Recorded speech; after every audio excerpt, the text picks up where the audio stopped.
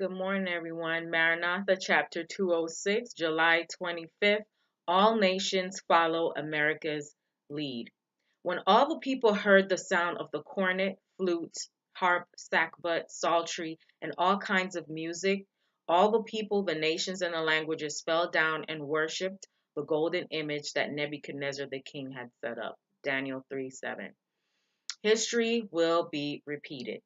False religion will be exalted. The first day of the week, a common working day, possessing no sanctity whatsoever, will be set up as was the image at Babylon.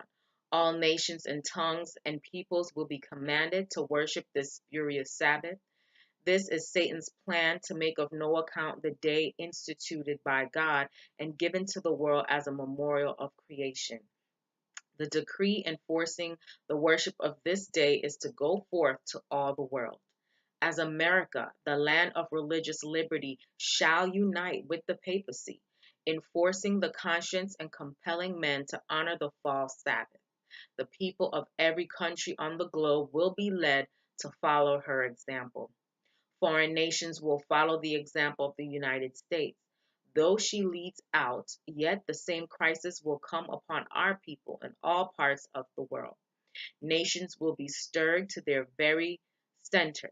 Support will be withdrawn from those who proclaim God's only standard of righteousness, the only sure test of character. And all who will not bow to the decree of the national councils and obey the national laws to exalt the Sabbath instituted by the man of sin to the disregard of God's holy day will feel not the oppressive power of popery alone, but of the Protestant world, the image of the beast. The season of distress before God's people will call for a faith that will not falter. His children must make it manifest that He is the only object of their worship, the only object of their worship, and that no consideration, not even that of life itself, can induce them to make the least concession to false worship. To the loyal heart, the commands of sinful, finite men will sink into insignificance beside the word of the eternal God. Truth will be obeyed through the result. Truth will be obeyed, though the result be imprisonment or exile or death. God's faithful followers will follow God no matter what, even in the sight of death.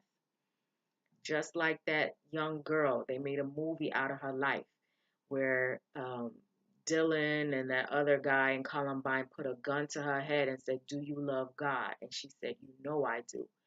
And they pulled the trigger on her.